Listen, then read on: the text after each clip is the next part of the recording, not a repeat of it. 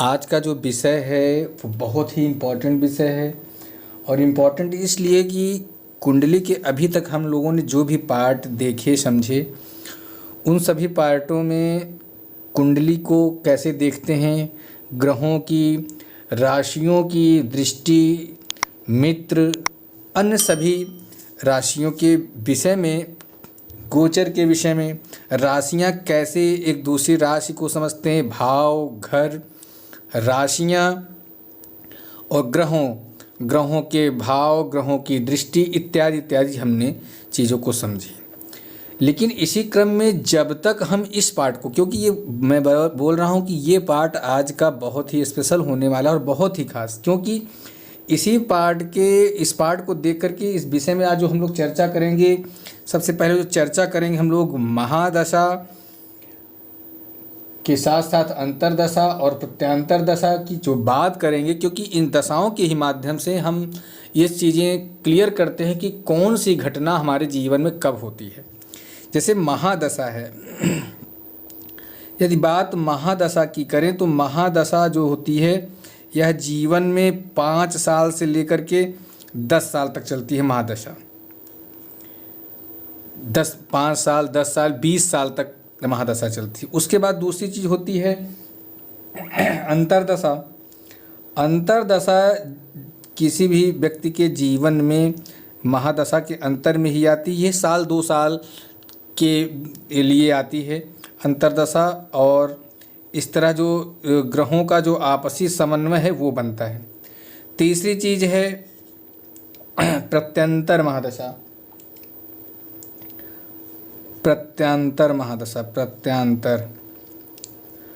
अंतरदशा के भी अंतर में जो होता है उसको कहते हैं प्रत्यांतर महादशा, और यह जो दशा चलती है ये चलती है महीने 2 महीने की। उसके बाद एक दशा आती है जिसको कहते हैं सूक्ष्म दशा। सूक्ष्म दशा जो चलती है, ये सूक्ष्म दशा चलती है, यदि बात कर लें तो सूक्ष्म दशा जो चलती है ये चलती है जैसे कि 5 साल से 20 साल, साल से 2 साल, 3 साल के बीच में, ये महीनों के बीच में। और जो सूक्ष्म दशा होती है ये सप्ताह में चलती है, 1 सप्ताह 2 सप्ताह के बीच में चलती है। और फिर जो सबसे अति सूक्ष्म है जिसको हम लोग कहते हैं प्राण महादशा। प्राण दशा जो होती है ये चलती है 1 दिन 2 दिन की। अब इन दशाओं में सभी ग्रह आपस में एक दूसरे से समन्वय करते हैं, एक दूसरे से मिलते हैं और अपने स्वभाव, अपनी राशियों के हिसाब से कौन से किस घर में कौन सी दृष्टि, उस हिसाब से आपको आपके जीवन में चीज़ों को करते हैं या कराते हैं। अब यदि बात करें तो अब इन्हीं दशाओं के माध्यम से हम ये चीज़ें लोगों को बता सकते हैं। कोई भी ज्योतिषी किसी को बताता है कि यह घटना उसके जीवन काल में कैसे होगी। जैसे किसी जातक का विवाह होना है तो विवाह कब होगा और किस महीने में होगा, किस सप्ताह में होगा, ग्रहों के भावों के हिसाब से तो उसका विवाह दिशा वगैरह ये तो चीज़ें तो क्लियर हैं, लेकिन दशा कब होना है, कौन चीज़ें कब होंगी, ये जो दशाएं हैं ये दशाएं सिर्फ इस चीज़ को निर्धारित करती हैं, ये कब, या जो किसी व्यक्ति का भी प्रश्न होता है कब। जैसे किसी जातक ने बताया कि आपके जीवन में आपको बहुत कुछ मिलना है, आप बहुत बड़े करोड़पति होने वाले हैं और आपके जीवन में फला योग है, गजकेसरी योग है या फिर बुधादित्य योग है, तो लेकिन सबसे जो पहला प्रश्न आता है, सवाल जो आता है कब, तो कब का जो उत्तर होता है वो हमारी दशाएं देती हैं। ये दशाएं ही यह उत्तर देती हैं कि आपके जीवन में कब कौन सी घटना होती है। अब जैसे कि बात हम लोग कर रहे हैं कि कौन सा ग्रह जो है वो कब फल देता है, लेकिन कई सारे ऐसे भी मिथ हैं लोगों के बीच में, या कह लीजिए कि द्वंद्व चल रहा है ज्योतिषियों के बीच में, विद्वानों जो ज्योतिष के जानकार लोग हैं, कि यदि कोई ग्रह वह लग्नेश है, यह सबको पता ये लग्न है, और यदि कोई ग्रह लग्नेश है और लग्नेश यदि 6, 8, 12, 6वें 8वें 12, 6, 8, 12 का जो सूत्र है ये बहुत ख़राब घर माने जाते हैं ना, ये सबको बार बार बताया गया कहते हैं कि यदि लग्नेश है तो वो किसी भी भाव में होगा तो वो बहुत अच्छा फल देगा, चाहे वो 6, 8, 12 में ही क्यों ना हो। तो यदि 6, 8, 12 में यदि वह फल अच्छा कैसे दे सकता है? मेरा अपना जो लॉजिक है, मेरा अपना जो ज्ञान, मैं कहता हूँ कि 6, 8, 12 में लग्नेश भी अपनी जब दशा अंतरदशा आएगी तो वो भी बुरे परिणाम ही देंगे। और ज़रूरी नहीं कि दें ही, लेकिन उनको देना ही पड़ेगा, क्योंकि जैसे जीवन में जीवन में एक उतार चढ़ाव होता है। जीवन का जो संगीत है वह बिना उतार चढ़ाव के नहीं है।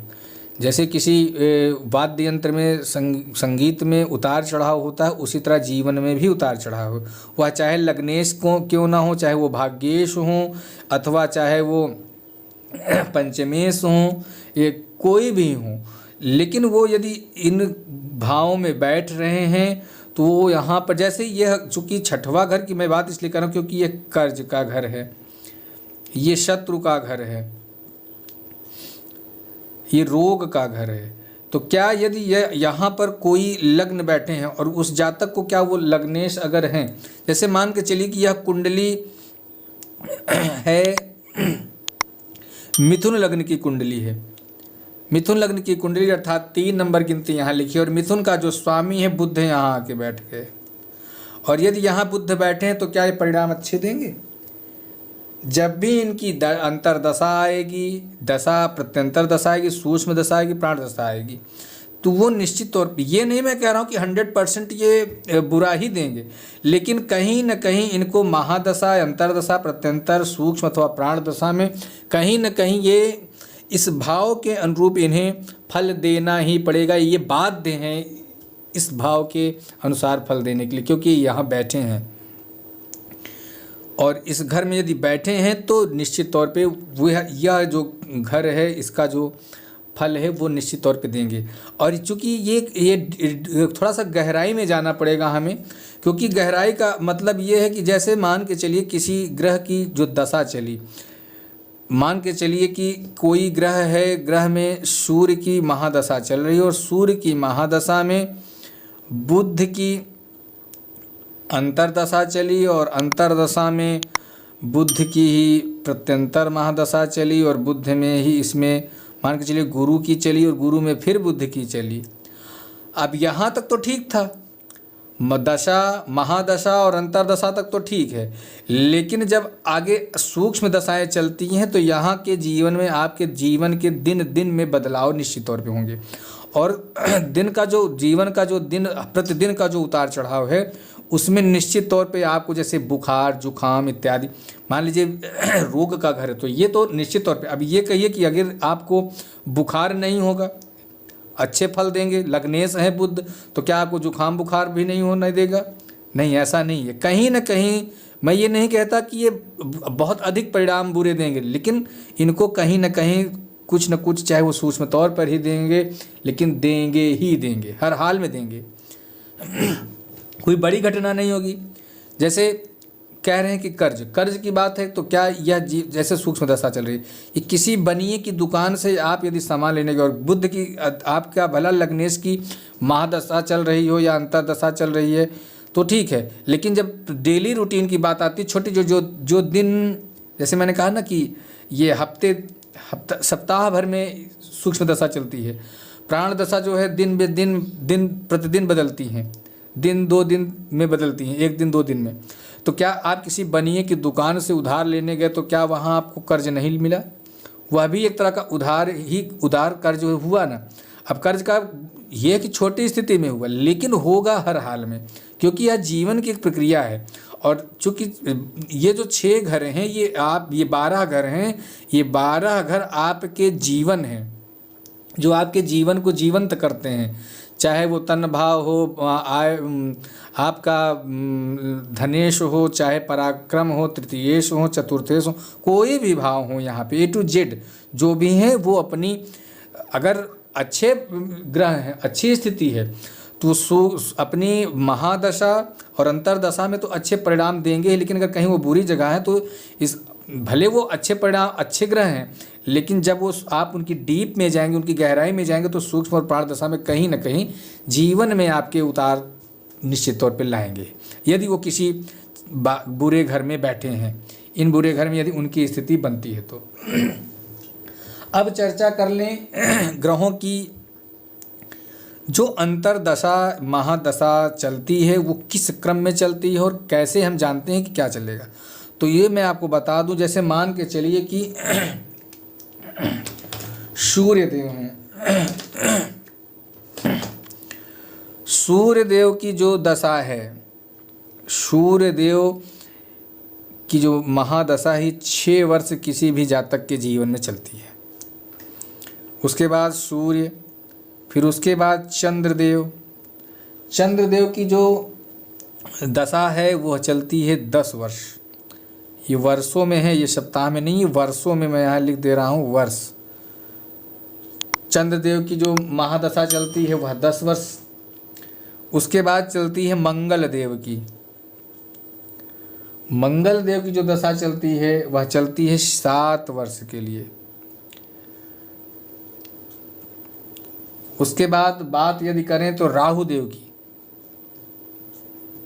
राहु देव की जो महादशा चलती है बहुत अधिक चलती है, कई वर्षों तक, लगभग पूरी ये 18 वर्ष तक बहुत बड़ी दशा है राहु देव की।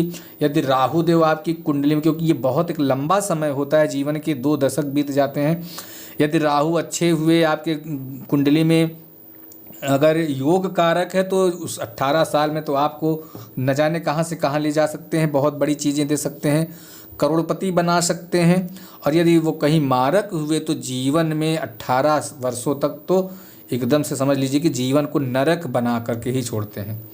इसके बाद अगर बात कर लें तो गुरु की महादशा चलेगी, और गुरु की महादशा जो चलती है 16 वर्षों तक चलती है, 16 वर्ष। अब राहु की मैंने चर्चा की क्योंकि राहु के नाम से ही लोग डरते घबराते हैं, क्योंकि राहु ऐसे ग्रह हैं कि इनका नाम ही डराने के लिए काफ़ी होता है।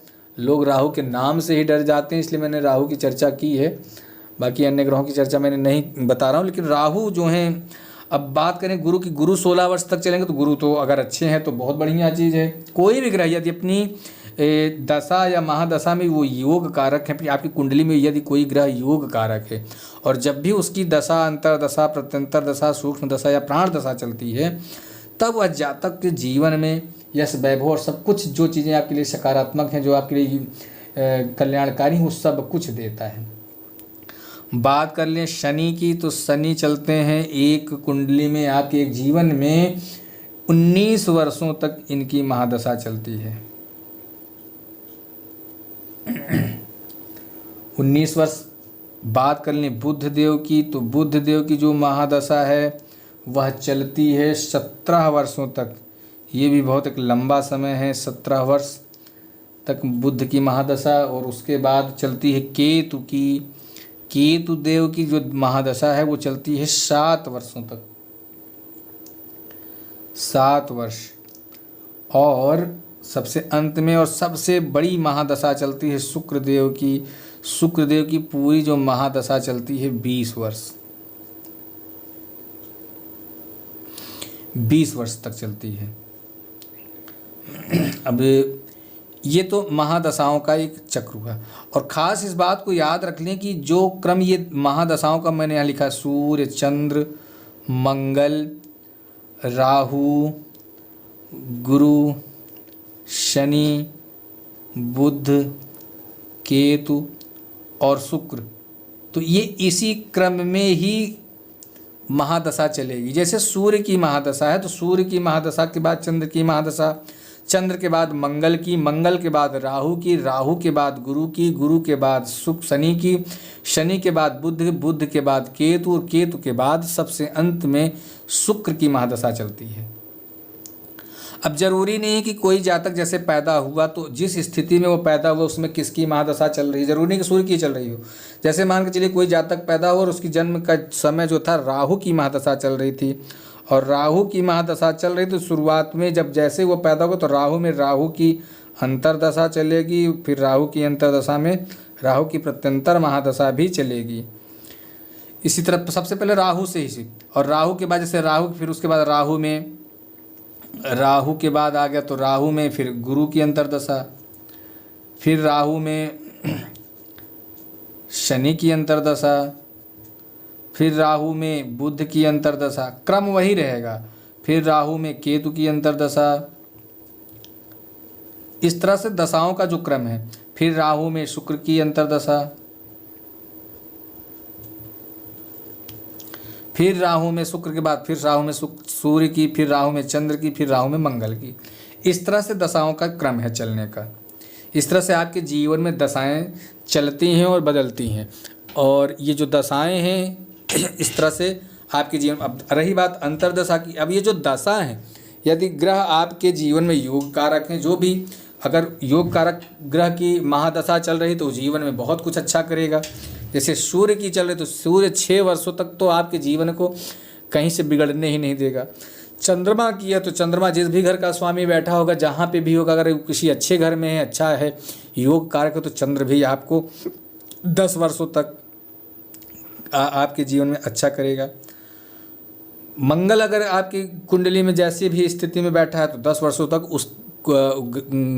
उसके प्रभाव में आपकी कुंडली में जिस तरह की स्थिति बनती है उस स्थिति के अनुसार वह 7 वर्षों तक परिणाम देता है।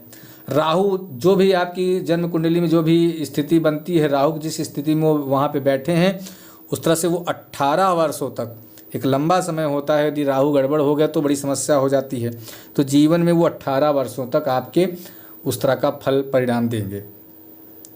तो ये रहा महादशा, अंतर्दशा और प्रत्यंतरदशा, सूक्ष्म दशा और प्राण दशा की बात।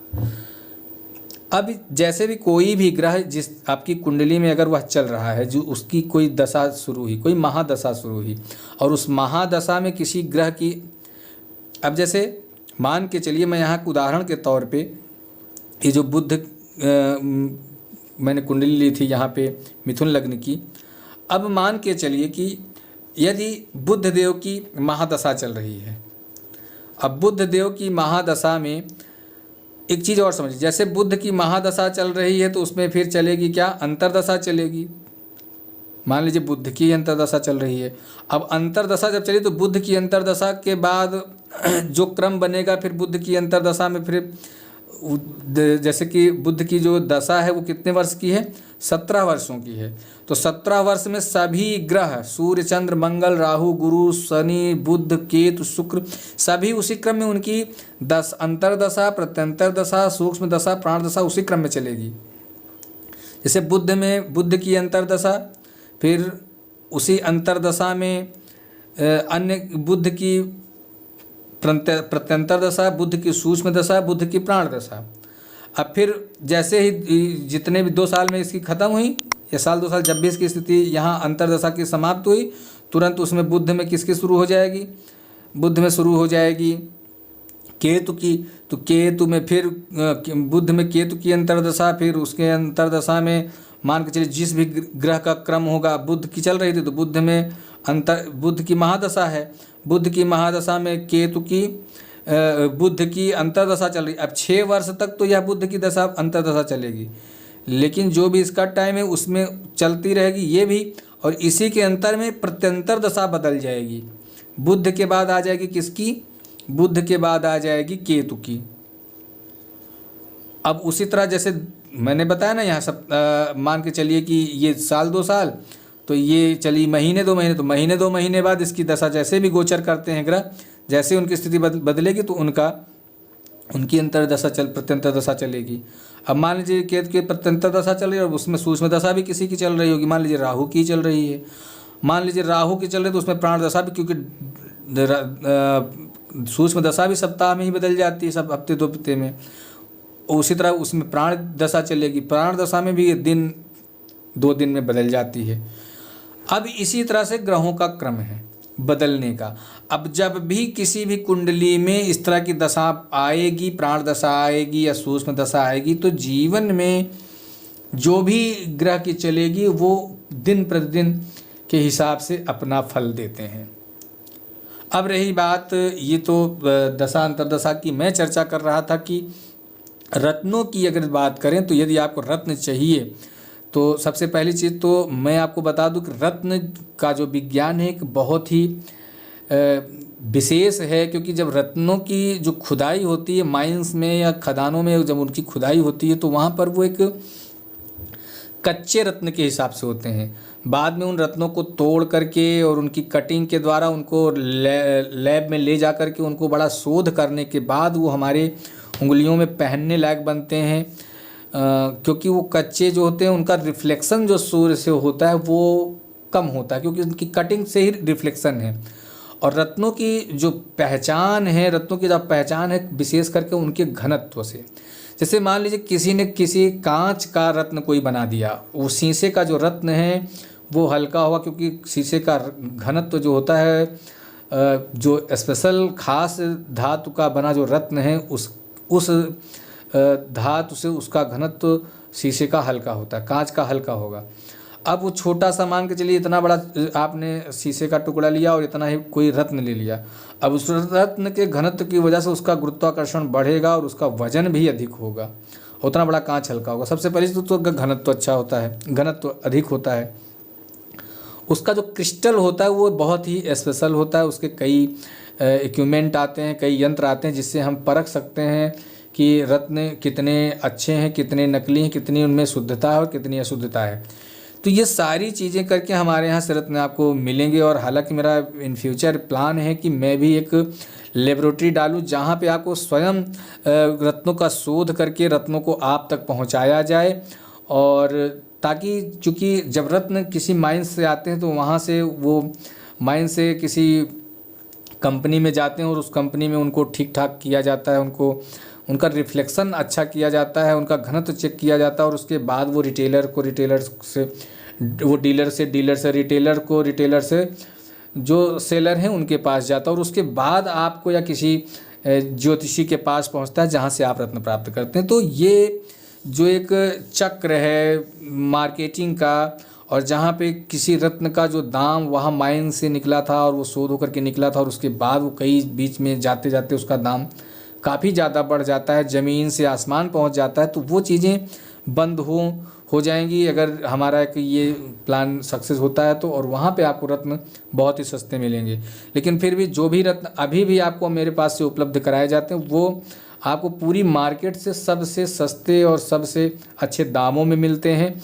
आपको जब भी कोई रत्न लेना हो, किसी तरह की किसी रत्न की को परख करनी हो, तो आप वीडियो में मैं एक बनाने वाला हूं जिसमें मैंने चर्चा की थी कि रत्नों के विज्ञान पर, कि रत्नों का पहचान कैसे हो। तो वो सारी चीज़ें आप उसको बहुत अच्छे ढंग से पहचान करके नकली रत्न से बच सकते हैं। तीसरी चीज़ की जो ज्योतिष समझाने का, बताने का एकमात्र कारण है वह है कि मैं ज्योतिष को आप तक इसलिए पहुंचाना चाहता हूं कि ज्योतिष जो एक विज्ञान है, और विज्ञान कहीं से भी आपको एक यह नहीं बताता कि ज्योतिष विज्ञान यह है विशेष है कि ये ठगने की विद्या नहीं है जो कि लोगों ने इसको आज बना लिया। ज्योतिष यह है कि लोगों का परोपकार करना है। आप उसकी जन्म कुंडली को देख करके उसको उन चीज़ों का डिस्क्रिप्शन स्पेशल कर सकें, विश्लेषण कर सकें, और ताकि वह आने वाली समस्याओं से थोड़ा सा बच सके। क्योंकि समस्याएं निश्चित तौर पे आएंगी। जैसे जीवन में आपके मौसम बदलते हैं, बारिश आती है, गर्मी आती है, शीत आती, ठंडी आती, लेकिन आप उस ठंडी से भी बच लेते हैं, उस गर्मी से भी बच लेते हैं, उस बरसात से भी आपके पास बचने के कई सारे उपाय और साधन होते हैं। उसी तरह से ज्योतिष भी है। ज्योतिष को आप जान करके उनके बचने के और उनसे उनके उपाय के जो भी उपाय हैं आप उसे प्राप्त कर सकते हैं। एक तरह से ज्योतिष शास्त्र जो है, ज्योतिष विज्ञान है, आपको एक पथ प्रदर्शक गाइड के रूप में कार्य करता है। तो ये चीज़ें होनी चाहिए। लेकिन और मैं यहाँ पे इसीलिए बार बार कुंडली को लेकर के बहुत ही स्पेशल ढंग से मैं पढ़ा रहा हूँ, और कोई भी चीज़ें मैं यहाँ पे छिपा के नहीं बता रहा हूँ। जो भी चीज़ें मैं जानकारी मुझे जहाँ तक है मैं वहाँ तक आपको बताने का प्रयास करूँगा, और उससे भी बेहतर मैं ये प्रयास करता हूँ कि आपको मैं कितनी सरलता से सिखा सकता हूँ।